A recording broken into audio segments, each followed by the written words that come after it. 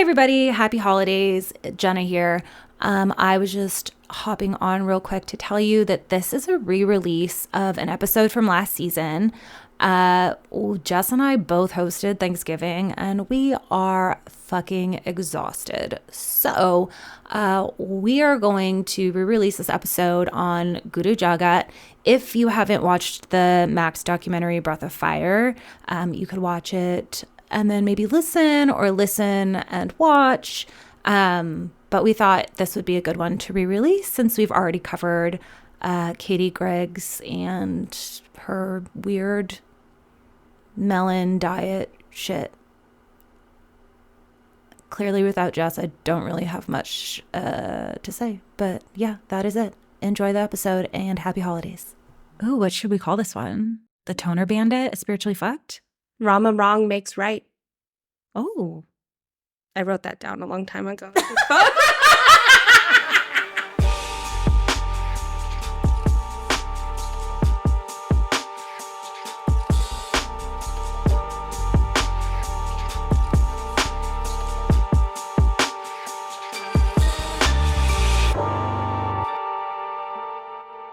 And then we ended up just hanging out, and I had like 1 or 2 drinks, and then we went home. Oh, that's nice. Yeah.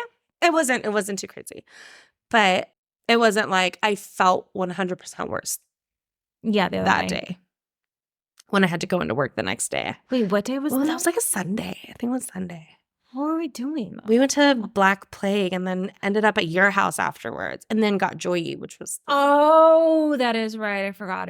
Yeah. That was... Yeah. That was wild. I'll never forget or live that down. I feel like there are moms out there who can relate. Yeah. But they probably shouldn't. It's not anything you want to flex on and like put yourself out there about. But moms out there can relate. When some of your best partying days are in your late 30s. Yeah. With kids everywhere. Just like, but thank God they're just like in their own worlds, not in a space where they like understand. Noticed at all. So after Thanksgiving, I put on my Hanson shirt and put on Christmas Vacation, and I did a Christmas Vacation puzzle. Oh, and it was amazing. Oh, that's incredible. Jade. Did you guys bust was it out? Horizontal. No, did not help me at all. Ugh. She was horizontal the whole time on her phone because I think we were so tired because we did the turkey trot, and then it's a long day. And there was one time I did the turkey trot, but it was a 10K. Ew. I know. I don't even know if they do it anymore. They do, but bad idea. They did it. We did a turkey trot, and it was a 10K, and then I ended up going to... I think we went to my in-laws that year, and I just had like the worst headache all day. Yeah, because 10K is too much. We walk the 5K. Yeah, that's doable. Yeah. And it's so nice. Oh, you give the kids their scooters? And it's fresh. And it's, Yeah. How was it? It was fun. Yeah, right? Yeah, it was super fun. Yeah. I FOMO. But, you know, when I was like still laying in bed thinking, oh, you guys are just finishing up your trot. I was like, yeah, good decision to stay home this year, at least. I mean, I would have. You give me any reason to... I was really proud of you for rallying, though, because Jade told me she was one of 9 that one, or however many, one of 7 that wanted to go. Do it. Yeah.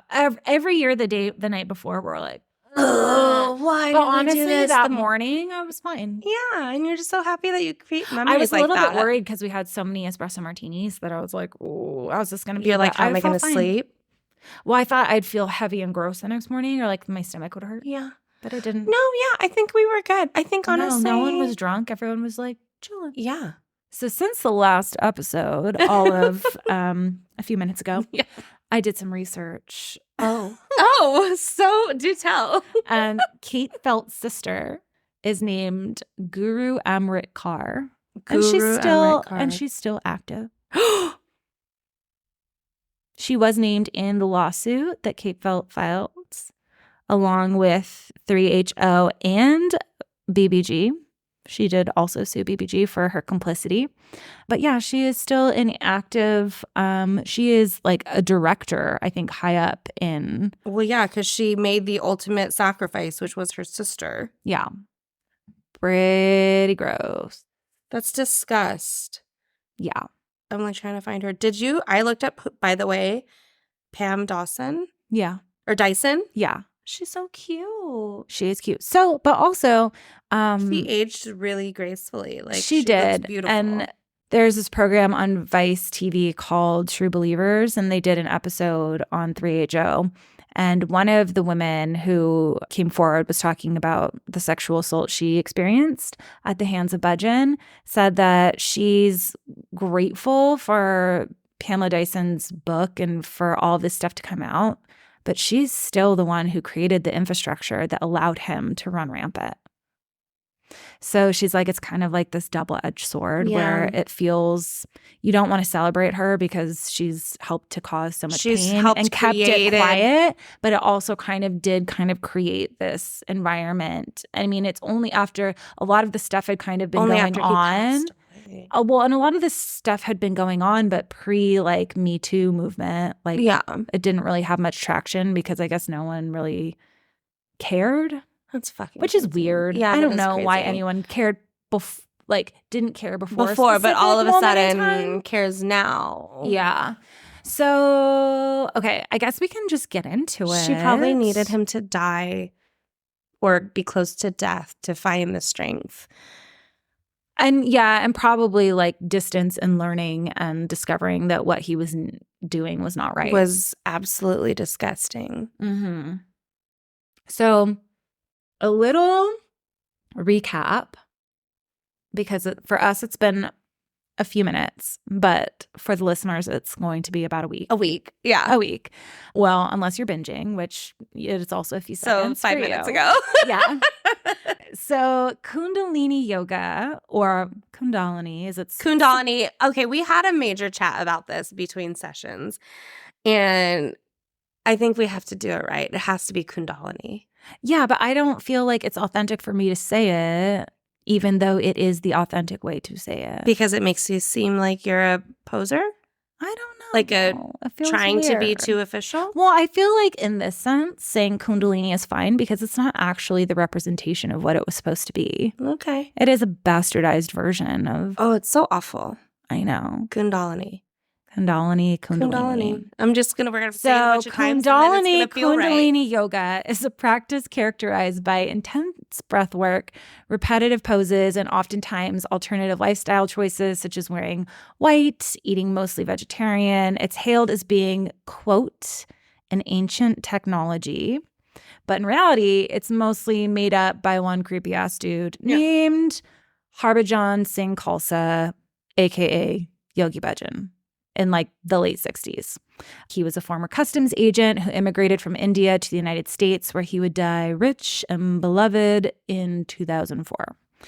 Despite years of committing sexual, emotional, financial, and spiritual abuse, he was highly revered. He'd taken Sikhism, Hinduism, and Buddhism and wrapped it all into this like New Age zodiac vibe and turned it into a multi-million-dollar empire that included private security firm, one that is contracted to do work for ICE, as well as admittedly my favorite tea brand, Yogi Tea. That throat comfort. Yeah. It's so good. So that is kind of where we are coming from. Oh yeah, did I also mention that he was like really into like astrology? No, you didn't. Well, there was a lot to cover in the last episode, but he was really into astrology and he was really into the age of Aquarius. You know, like the song. Yeah. All I can see is like people dancing and prancing. When I see it, and I think maybe this is why I didn't include it, is because every time I'd see it, you can't just say age of Aquarius. You have to be like, song. Age of Aquarius. Yeah.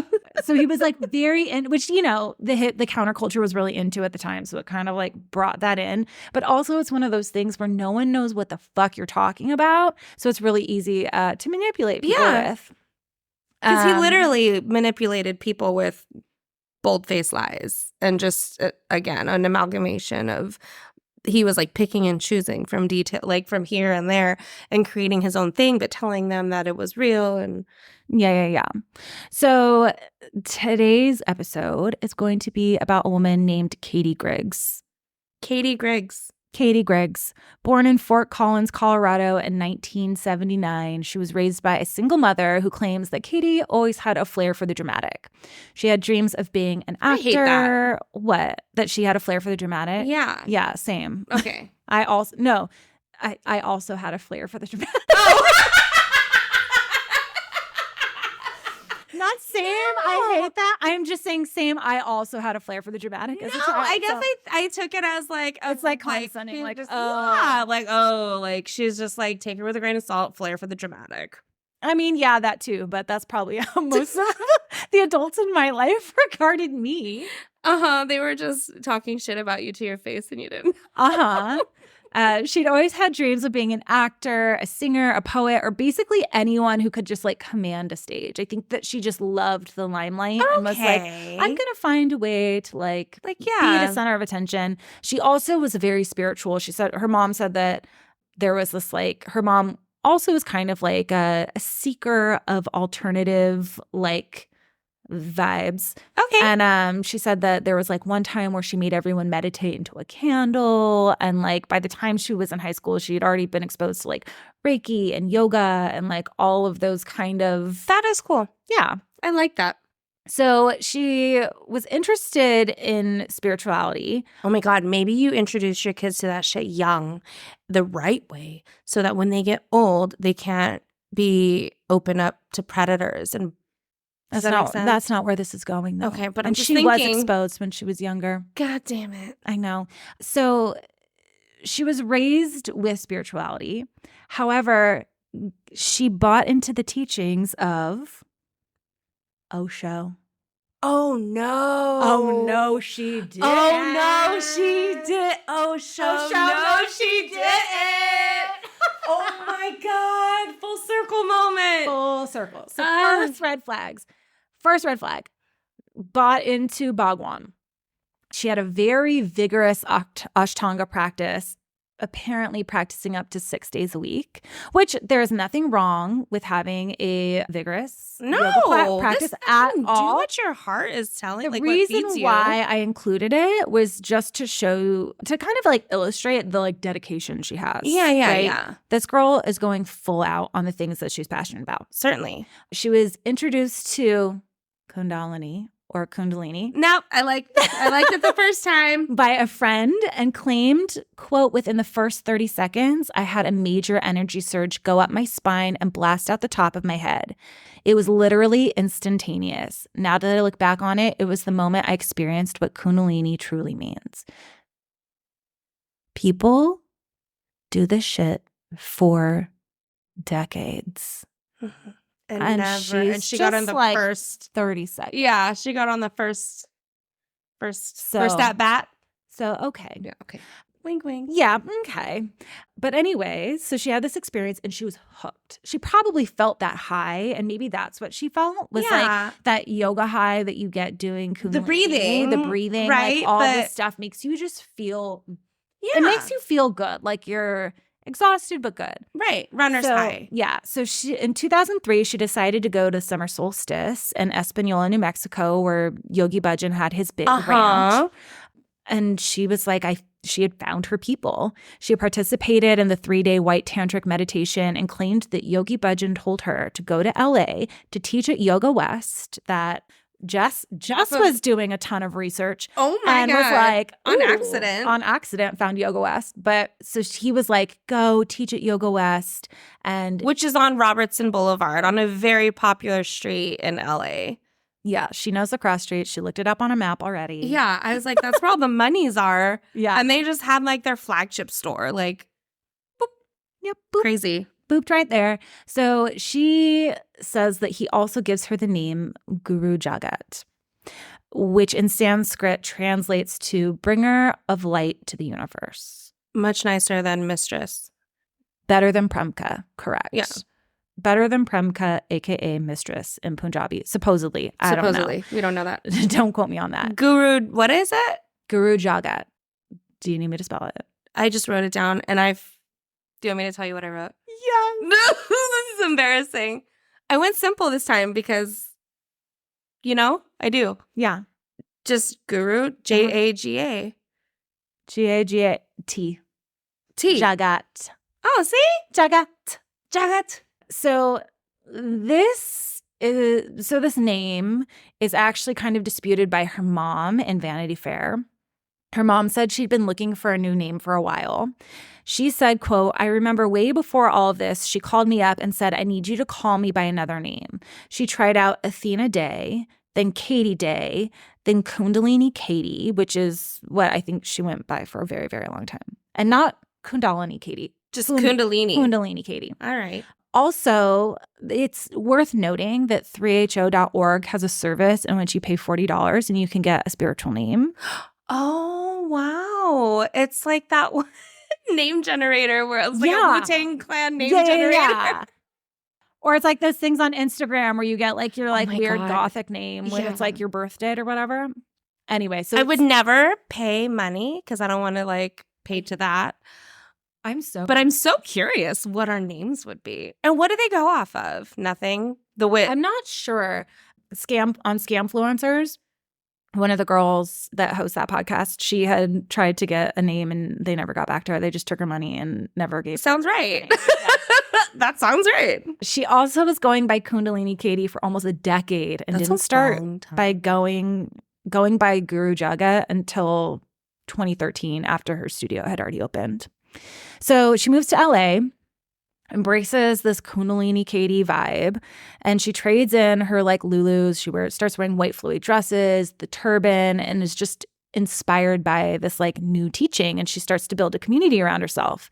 She completes her yoga teacher training at Yoga West and then begins teaching there and amasses this huge following.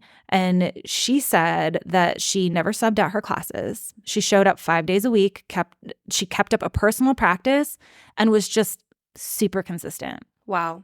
I mean, it's a big part of it all, right? Yeah, it's a big part of it because the other thing, this is a little bit of a tidbit information. When you sub out your classes, when you come back, your class is never as full as when you left. Because people are like, what if she subbed out? Like, it just makes it, the more inconsistent it is, the more likely students are to miss your class. Right. So she never subbed out. That's why I feel like Kate's Monday, or she doesn't do Monday anymore, but Wednesday, Friday classes are she's always there.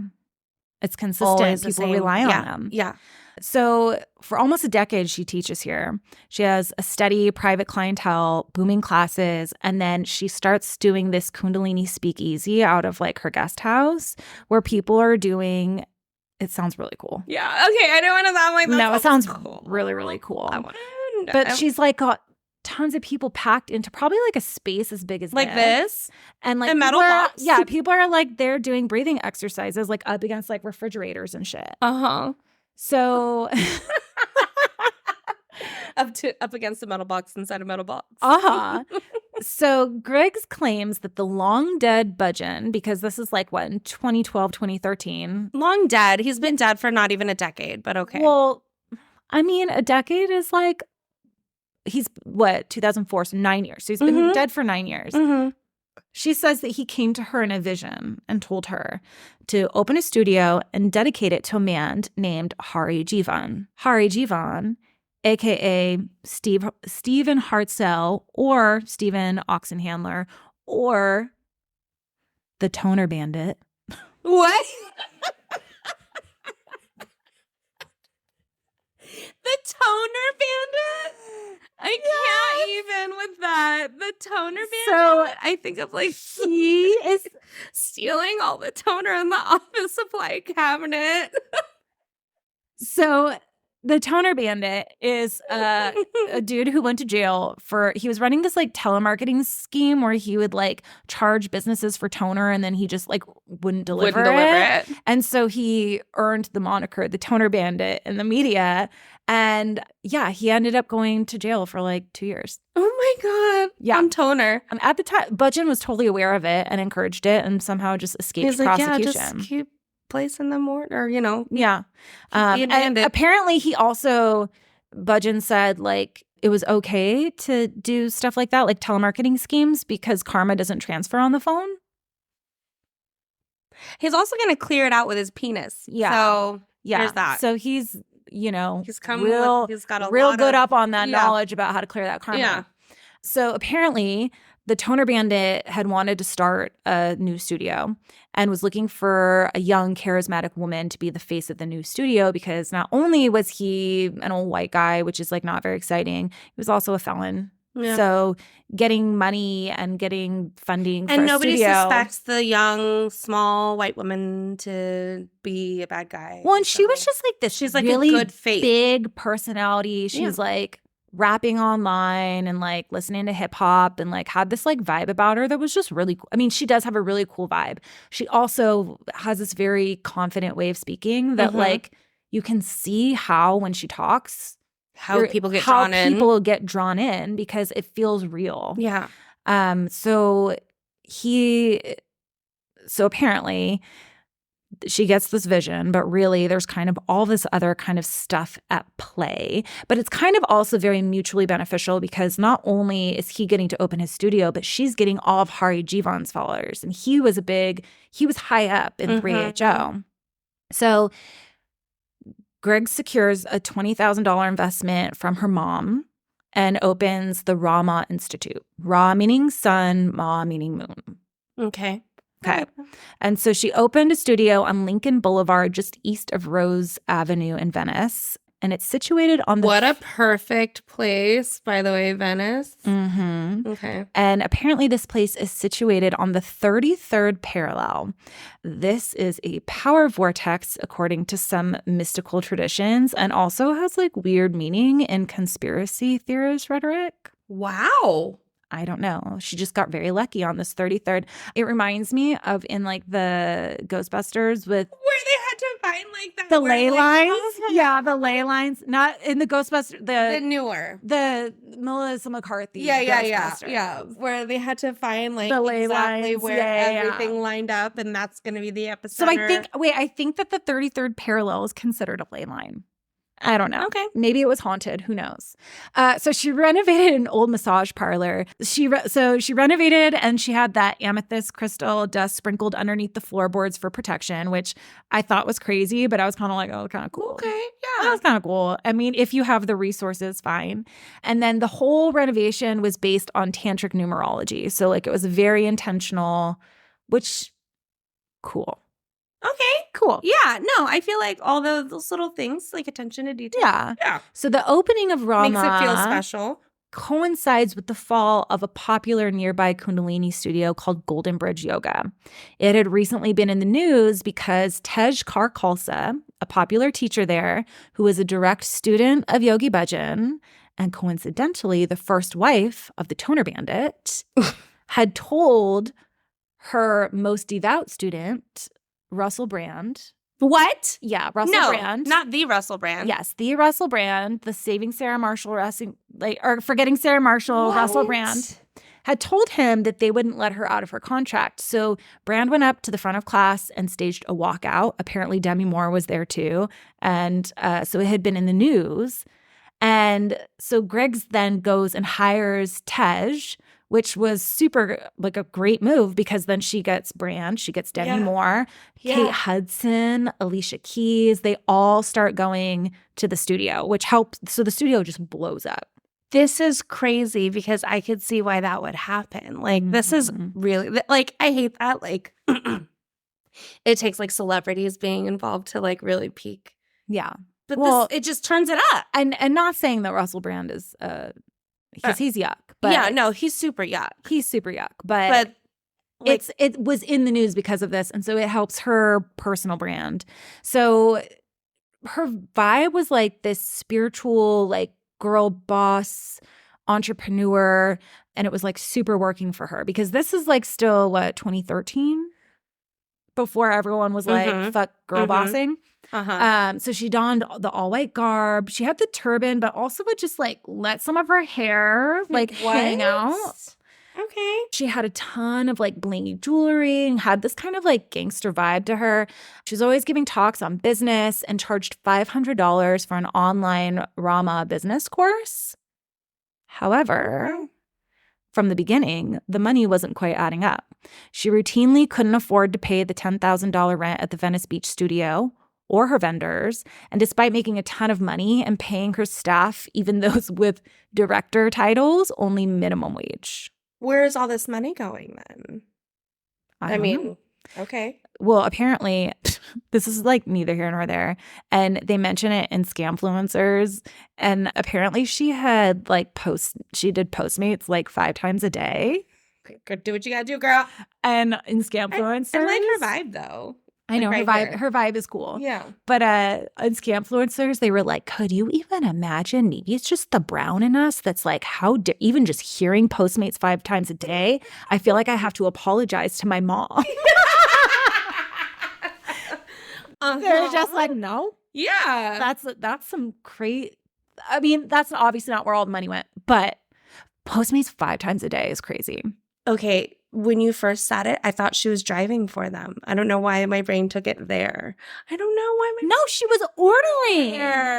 That's beyond your normal meals. Yeah. She's Postmating snacks 5 times a day. She's Postmate trail mix. I mean, you have minimum wage employees under you. Have them why are go you across the street and get Postmating? you a smoothie. You can you have, I'm sure, several assistants or at least one.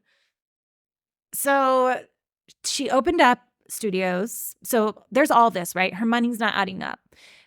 Then she opened up studios in Colorado and New York, just like Gamakio.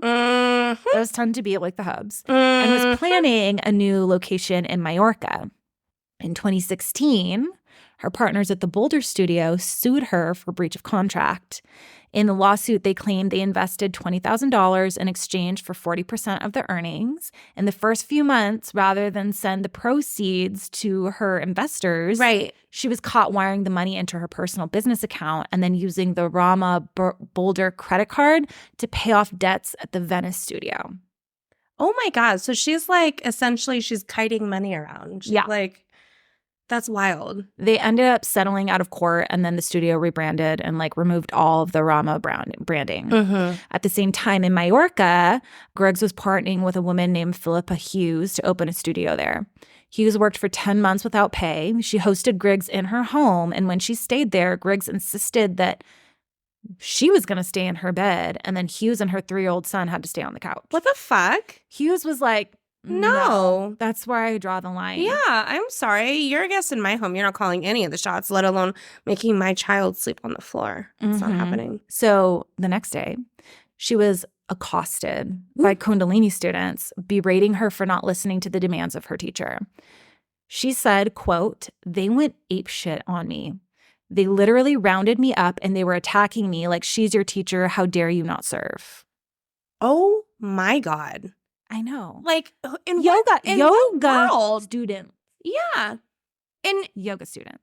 Already this like quick. Or yoga practitioners. Quick, well, this quick like into the world of like what she hasn't even created. Well, she's, created a following certainly, but like she hasn't mind fucked everybody just yet. I mean, it's coming. Well, I mean, I think she's in the process. She's of mind-fucking everybody. But so despite this, plans for the studio go on. And when the studio does open up, they have this opening ceremony, and Griggs was giving thanks to everyone who made the studio happen for making it possible. And, Philippa Hughes, she's like, oh, she's going to obviously say thank you to me because this was my money, my hard work, my location. Home. I've done this. However, Hari Jivan shows up and all the thanks goes to him. Then Philippa Hughes receives a $2,000 bill for his appearance. And so she calls Rama Boulder and she's like, yo, is this normal? And they were like, it's normal for her, but it's not normal and the way that things go. Yeah. And so they told her about the lawsuit and what had been going on. And so she completely broke ties with Griggs and rebranded. And then Katie just goes on and opens a studio down the street in Majorca. So she doesn't even get she doesn't get to She doesn't get her money back. She doesn't get the money back. No. She doesn't get any Mm-mm. Oh my God. Did she end up literally living with her though? No, she would just after the whole being accosted by all the I don't think so. I think that she went and got somewhere else to stay because I think she was like, I can't sleep on this couch. God. So Griggs continues to girl boss her way through life. She starts a record label called Rama Records, a YouTube channel called Rama TV, and a podcast called, what do you think it's called? Ramapod. Reality Riffing. What? I would have never guessed that. Wait, why did you set me up that way? Because you think reality. you'd think that would just be a natural. Yeah. Like, what the fuck is reality riffing? No, I don't Why know. is that a good podcast? And when I think riffing, I think guitar riffs. well, yeah, or I think excuse me. Not like Yeah, no, I don't understand it. that's but the ultimate whatever. setup. Rama this, Rama that. this. Could you just guess what the next thing? I'm all Rama pod. No. Reality riffing. Reality riffing. So she also publishes a book called Invincible Living, not Rama book. Not Rama book. Not Rama book. Rama living. During this time, she's honestly just like pushing what she's been taught, which is cult tactics, and she might not really know any better. I would think that a smart person would, but I don't think she does. So she starts promoting insane diets. There is the Master Mono diet, which is a diet of only watermelon. Here we are with the watermelon again. So the purpose is to decalcify the pineal gland and deplaque the brain. Which, if you heard that, you might think, oh, this person might have like authority because you're saying body function things, but that's not a thing. Yeah, no. Deplaquing the brain. Deplaquing the brain. This is the thing. I feel like when people are not, when smart people are falling for dumb shit, it's because they choose to. It's because they're choosing to turn a cheek. It's because they're choosing to not do their due diligence. Like their brain went, and instead of looking further into it, they chose to be like, nah, I kind of like the way things are going. I'm going to keep going like this.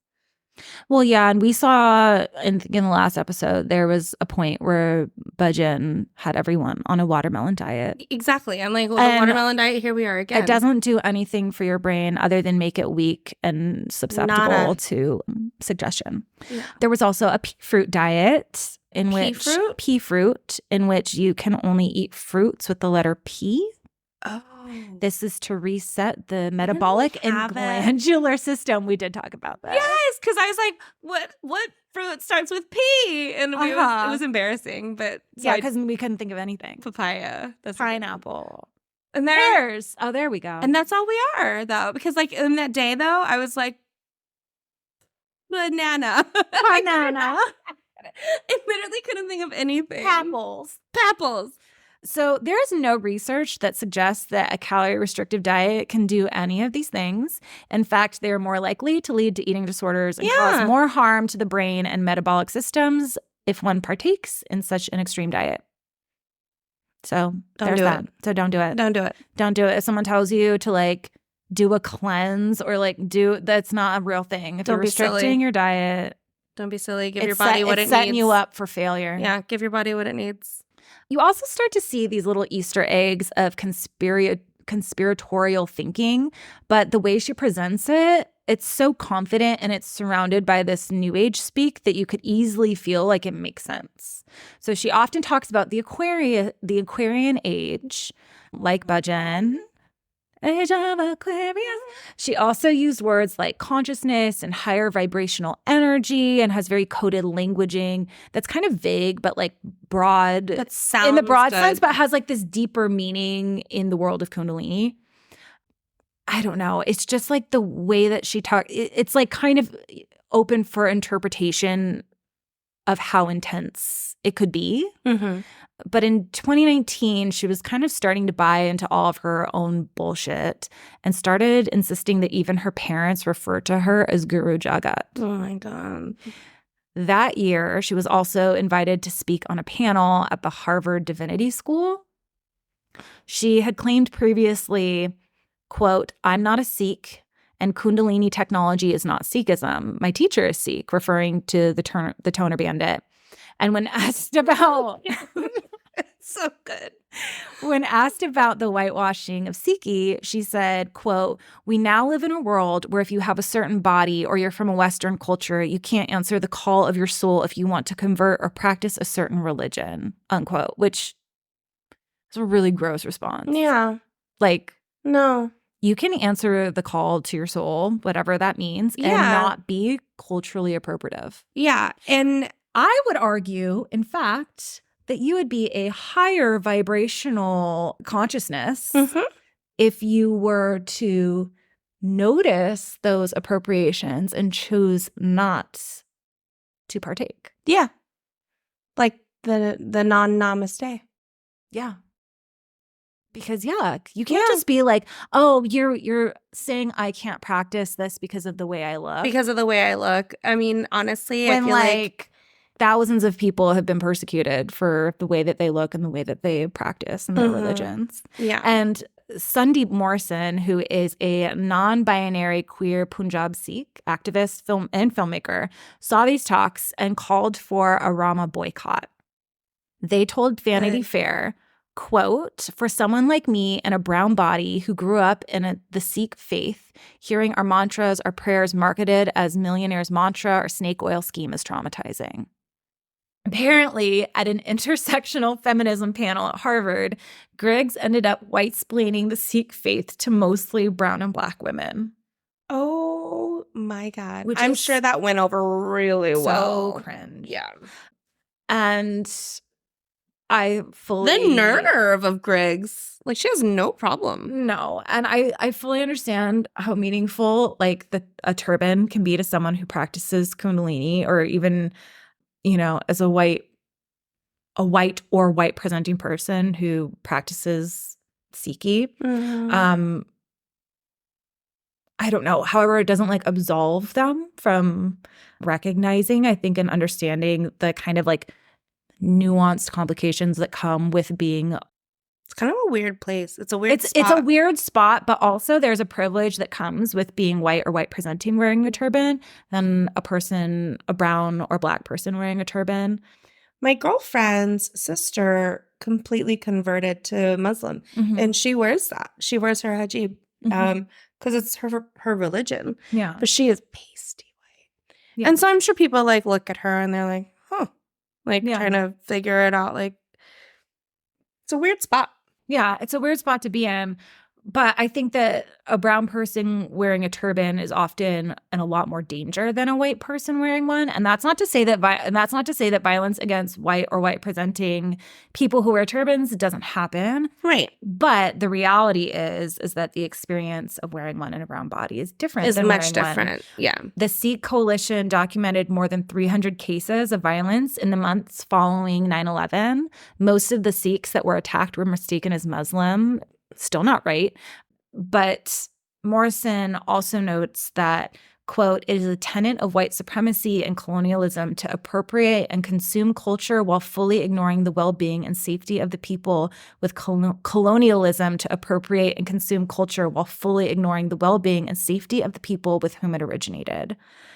And I think that we see that a lot within yoga culture in general. Yeah.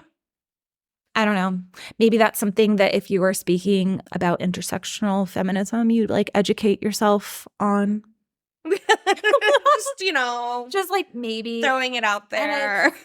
Especially because intersectional feminism at its core aims to lift the voices of those experiencing oppression, not just as women, but as a black or brown person or someone in the LGBTQIA+ community or people with disabilities, so that white women's issues aren't at the center and don't overshadow. And don't represent the whole of feminist issues. And so for her to come as a white woman in a turban and try, I don't know, I feel like it's so gross to me. Yeah. No, it absolutely is. It's taking on the hardships of other people who have and then complaining oh, just because I'm white I don't get to wear this turban, or I don't get to do this, or I don't get to do that. Like, bitch, you get to do a lot. Yeah, you've gotten to do a lot. You've gotten to do a lot safely because of how you are, like, because you are a white woman. Right. It's I'm like, my eyes twitching again. Yeah, it is. My eyes twitching. It is twitching. It's a hard, like, it's certainly not. I'm trying to figure out the way to say this because I don't want to say it wrong. It's certainly, I'm not giving her anything. It's certainly a weird spot to be in, but you don't get to take on what other people have gone through and make it yours kind of thing, or make it the same. Yeah. It's not the same. Yeah, you're not being persecuted here. Right. Because people are like, right. Why are you doing that? Right. It's culturally appropriative. You're not suffering because of your own appropriation. Mm-hmm. So around this time, okay, she married a former student named Austin Dunbar. He was known in their circle as Teg Nom.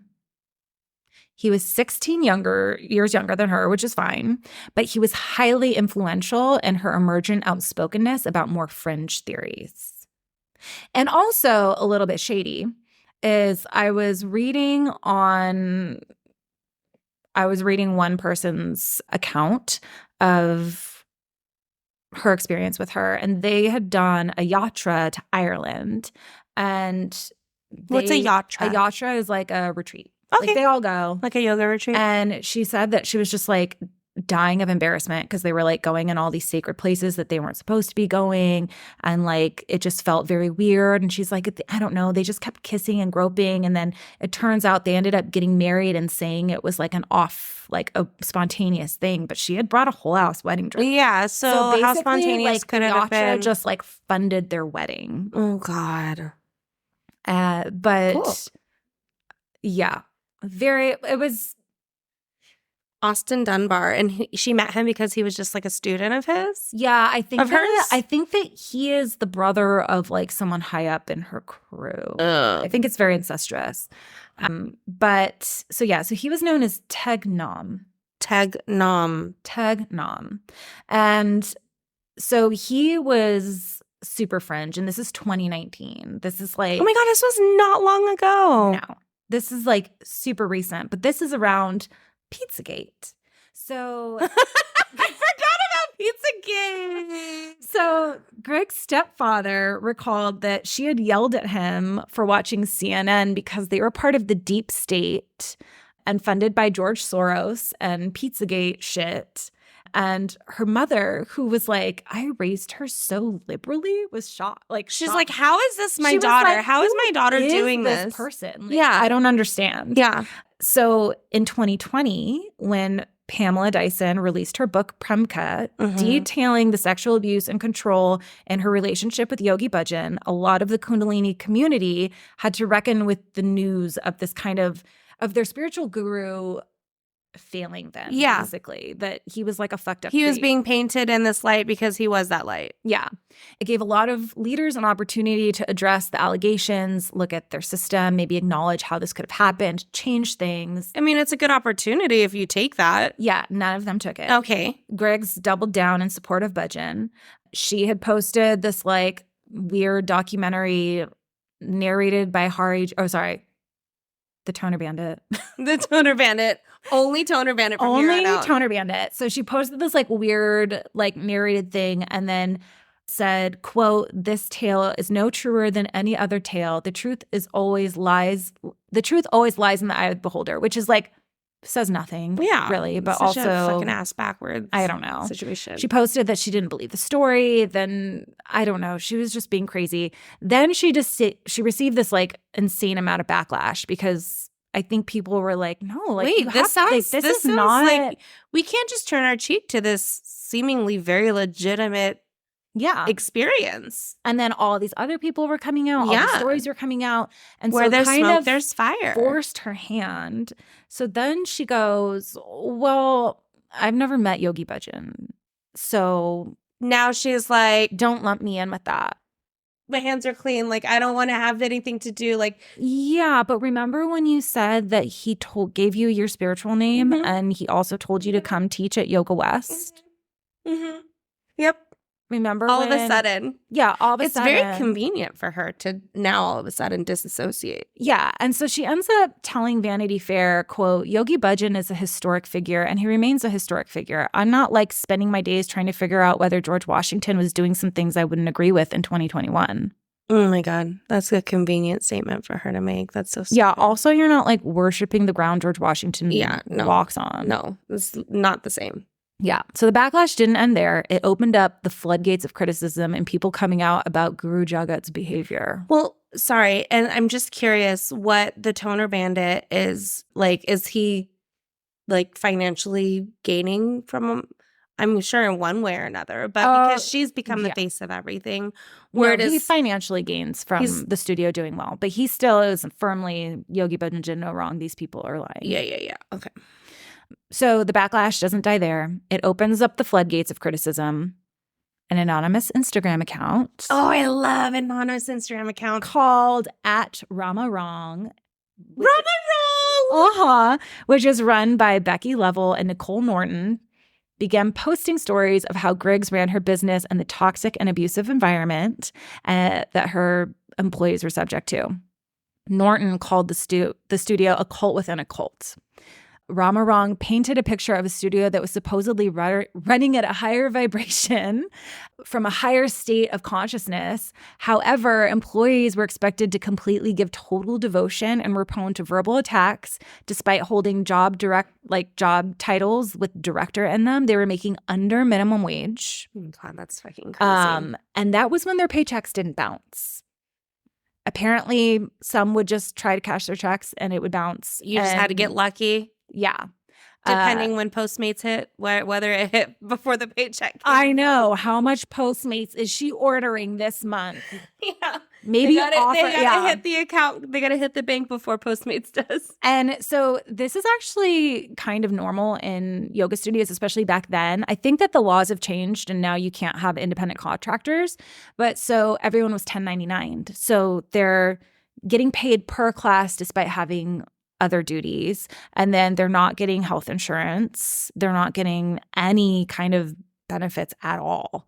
But that was like super common. It's not right, but it's kind of what was normal at the time, even though it does suck. It also seems that Griggs utilized work trade.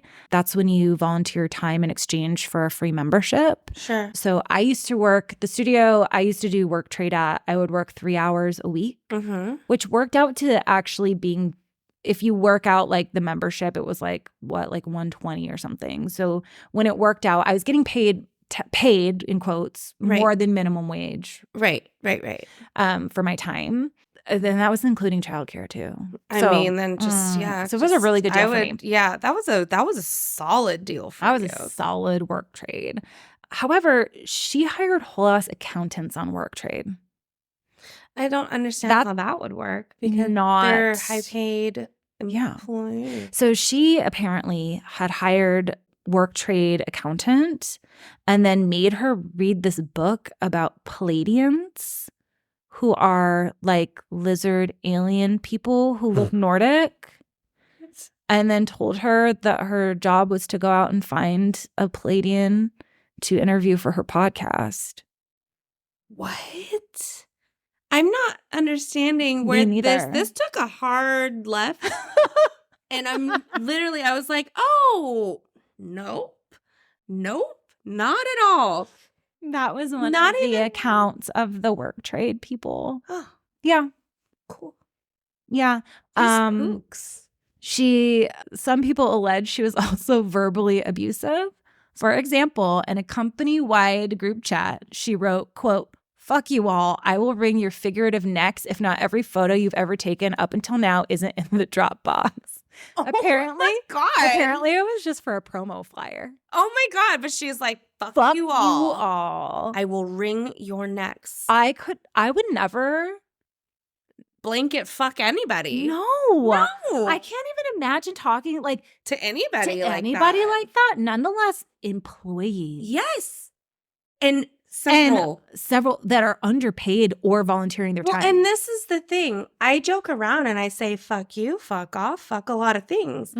But not in like that setting where it's a blanket fuck. No, you're not being serious. No. Yeah. She also allegedly attacked an assistant for getting to add sour cream to her burrito bowl from Whole Foods. Sour cream does make the difference. It does? It's not right. But like, just have someone run out and get more sour cream. Yeah. Not a big deal. Hello. But she said, the person that said this said, quote, "We were all in a meeting. She looked at us and said, 'Enough with this I'm mad at mommy BS. Don't take it out on me because you're mad that your mom used to fuck right in front of you.'" What?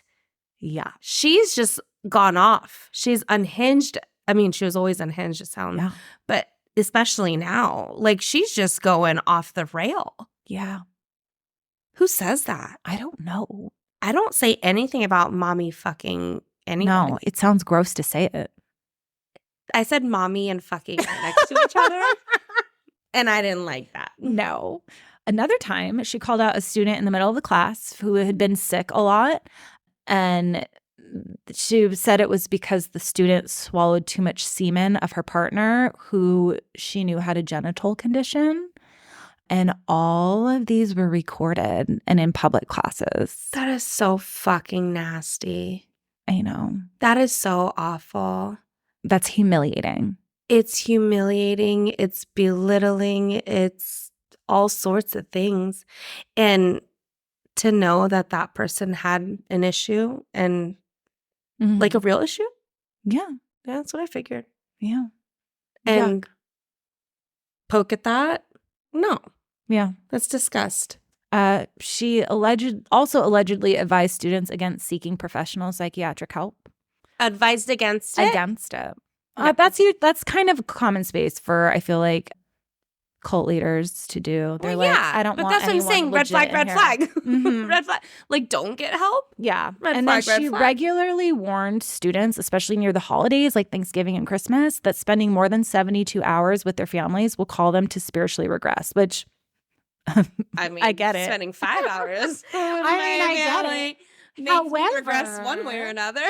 However, that is just more isolation tactics. Yeah, no, it is. And it's a way for her to like maintain that power that she's having over these people. So during COVID, she became increasingly radicalized and talking about unhinged shit like in her classes and on reality riffing.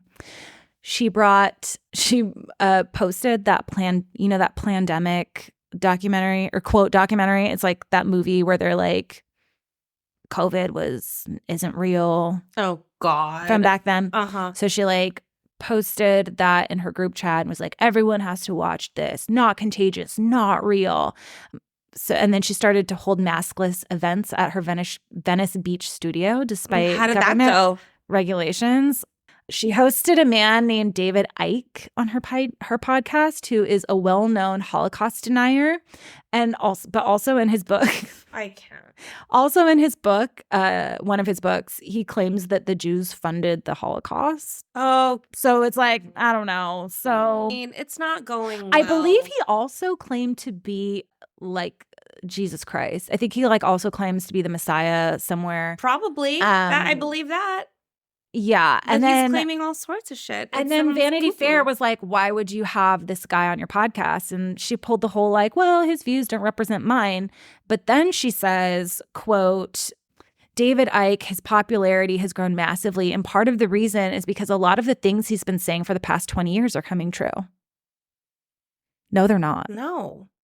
Says who? And what are these things? Prove. Support your statement, please. Yeah. No. It's No. just a cuckoo guy spreading cuckoo knowledge, fake knowledge. Yeah. She also hosted someone named Carrie Cassidy who believes that The Matrix is a documentary. And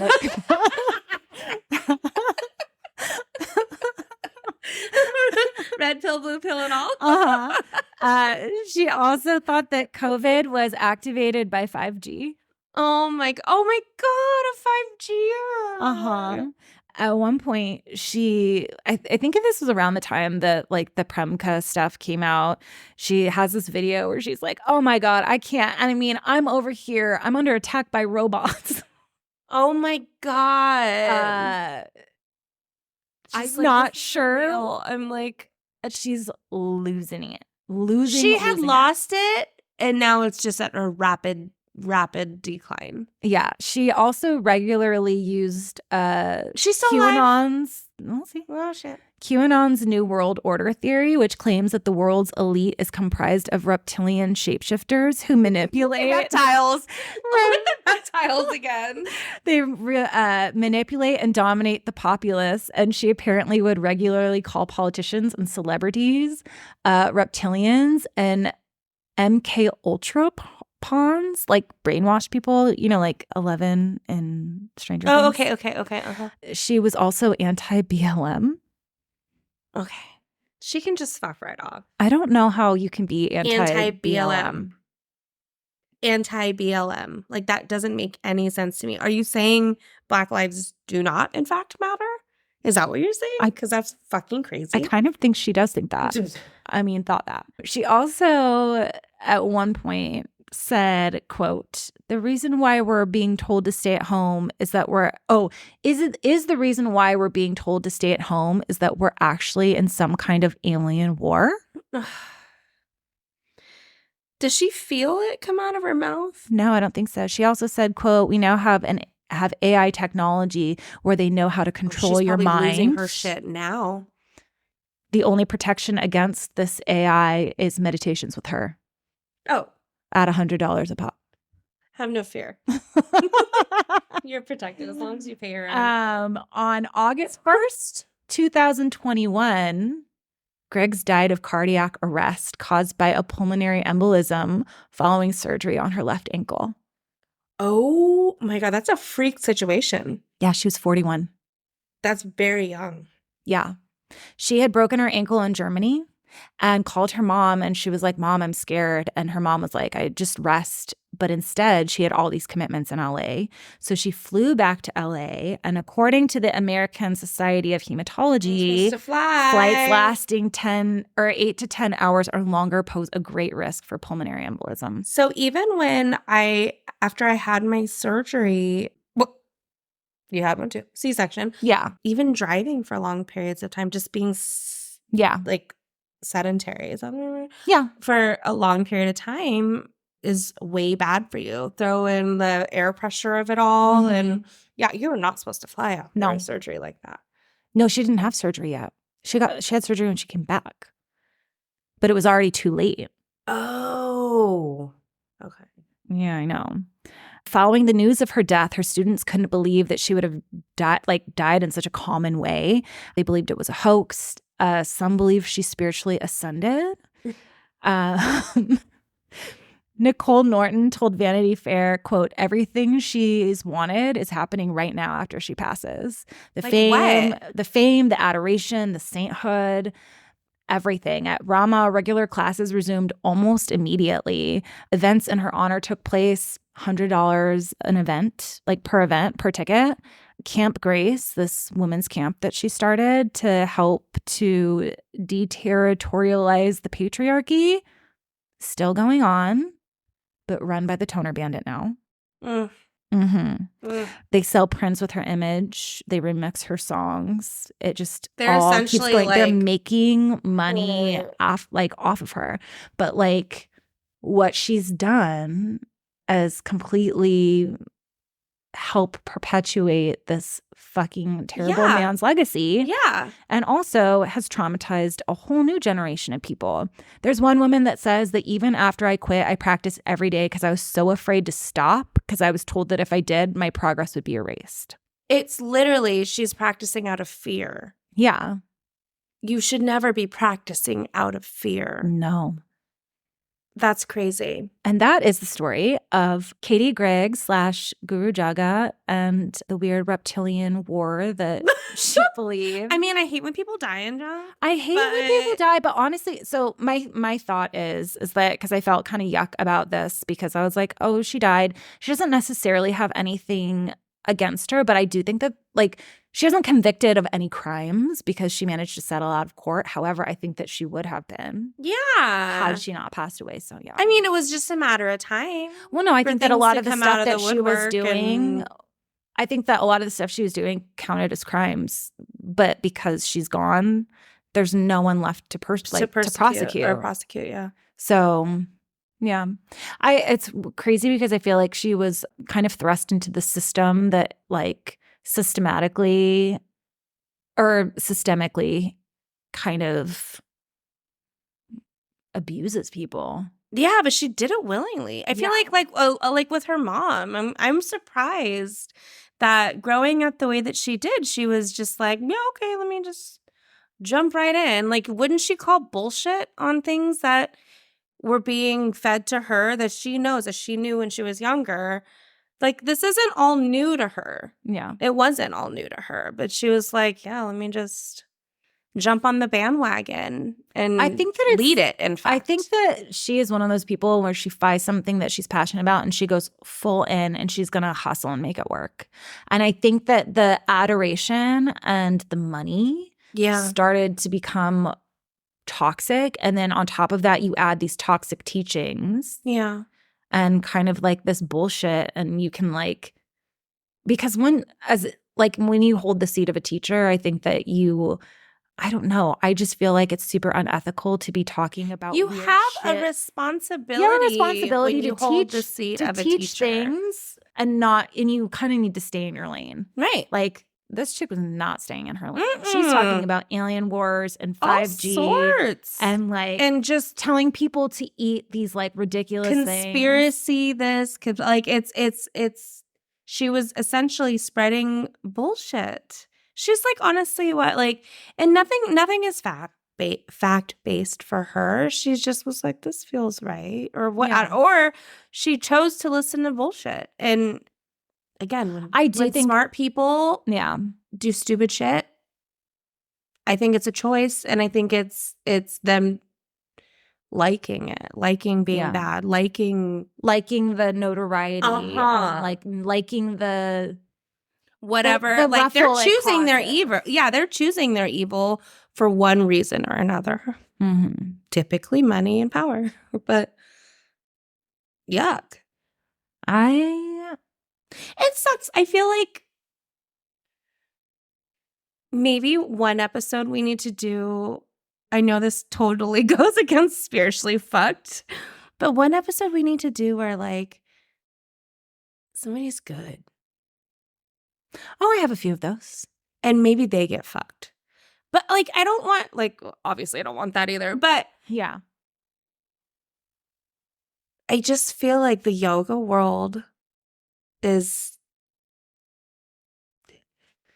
a lot of good in yoga, obviously. Mm-hmm. That's the reason why people do it. But there's a lot of bad. And I want to maybe point to more good for just one episode. Yeah. Because I want people to remember why they do yoga. You know? Yeah. Well, I think that yoga I feel like one of the reasons why I wanted to keep doing things like this is because I think that it's so easy because we're all looking for something, right? We're looking to feel better. Right. And we're looking a lot of times to find that feeling that there's something that's bigger than ourselves. And I think when that's not exploited, which I think a lot of people don't exploit it, I think like there's a lot of very good teachers there, right, that are not taking advantage. But I think that we know of right now. Right. I don't feel personally taken advantage of any of my yoga teachers, but also I'm not like... Also, I'm like your only yoga teacher. Yeah. That would be really awkward. Yeah. Emily is my teacher sometimes, but yeah, you are. I love Emily. You are my only. And I do feel safe with you. And I do feel like I'm like, no, but like, I feel like the reason why I feel like I like to do episodes like this is because I think that it's like such a fine line, right? That like of what you're buying into. Like, are we going to like, I think that it starts off with this feeling that something sounds slightly off. And you will start to rationalize it, like, maybe I just don't know enough. Right. And that's why I'm saying, I'm like, trust your intuition. Yeah. And I think that, like, trusting your gut is, like, so important. Yeah. Because I think that trusting your gut and, like, also, like, listening to people. Like, there's so many people in all of these stories where they've told people and they were like, that's a cult. You should get out of there. Yeah. And they were like, no, you just don't get it. No, like literally, if somebody's saying that's a cult, you really should. Well, even like, Fresh eyes go into it Yeah. and be like, what, you know. yeah, even, oh my God, who was it that I was just looking up? They would make them watch like Nixium and The Vow, and then they would be like, see, I'm not a cult leader. I'm not like that. Oh my God. But that's like, I feel like it's like that. I feel like knowing the steps of like these high control groups kind of help us to kind of like suss out maybe what's not right. Mhm. And I feel like true crime things have done really good for us ladies to always feel Yes, girl, I stay prepared. ready. Yeah. Honestly, I dare somebody to try to come up to me. I'm never in a dark alley, but if I was, it'd be like, huh, huh, like all the things. Yeah. Stab you with my keys. I don't even use, no, because it's a phone now, but you know what I mean. Oh, no. Maybe you need like brass knuckles, like phone case. I would be so down for that because then I'd also never lose my phone. Yeah. But it It's like also this is probably my holes in your jeans. I don't put my phone in my Do you jeans. accidentally fall? Oh, you don't? No, my purse. Purse or I'm not on duty. Like, Yeah. that's why, like, people will text me, you will text me, and I'm, like, not responding because Yeah. I like being away from my phone sometimes. But if I'm in a dark alley, you know I have my phone ready. Yeah. I feel like it does such a good job at like And opening people's eyes. I close you know? every window. Shout out Morbid. Oh, Fresh yeah, airs for dead people. Yeah, no, but I feel that like true crime has been good in that sense that Yeah. it lets you think, what would I do? And I feel like in this particular instance, I feel like things like this are good to like kind of reflect on and be like, okay, this is something that maybe doesn't resonate with me. And you know what? I heard on a podcast that it was like, This maybe is not right. This is sounding very much like that podcast. Mm-hmm. This is red flaggy. This is alert. There are, though, some good things, like some good, I don't want to say cults, some good intentional communities out there. I'll find one. Yeah, well, this is the thing. Yeah, I'd like that. Also, this is the thing. I feel like I've never met a yoga teacher who would say, don't listen to your instincts. Yeah. Or don't listen to your body. Or like you guys are always like, do the like list, be in tune with yourself, do what feels right. And honor the differences in each side because you can feel even that slight difference. Like, do what feels right. Listen to your body, listen to your soul, listen to your heart, listen to your gut, listen to your, like, all the things. Yeah. And you should be good. Like, anybody who's telling you to ignore that little voice is not in it for you. Rama wrong. Rama wrong. Rama wrong. Ooh, what should we call this one? The Toner Bandit is spiritually fucked? Rama wrong makes right. Oh. I wrote that down a long time ago. I just really like Rama wrong. And Rama I was wrong like, is ooh, good. I like Rama wrong. Yeah. Or yeah, we got to honor that Toner Bandit. The fucking Toner Bandit. I actually wanted to do a whole episode about the Toner Bandit, but there just wasn't enough There information. wasn't enough juice on him. There wasn't enough juice. There are some other things we might circle back to more 3HO Toner Bandit-y kind of thing. Yeah, because I feel like there's still a lot of meat on that bone. There's a lot of meat on that bone. Yeah, and we can go back. That honestly should have been 2 episodes. Yeah. This whole session should have been 4. Should have been, it's yeah. probably going to be yeah. 2. Yeah. It should have been 4. Sorry, everyone. These are Sorry. long. I mean, all roads lead back to. I mean, we're finding Osho. All roads lead back to Osho. All roads. That motherfucker. But yeah, I don't know. Rama wrong or I think that's good. Rama wrong makes right. Sure. We'll do it. Go with it. Yeah. Okay. Thank you for listening. Thank you for listening. Follow us on Instagram at Spiritually Effed Podcast. and rate and review us. Thank you. Bye.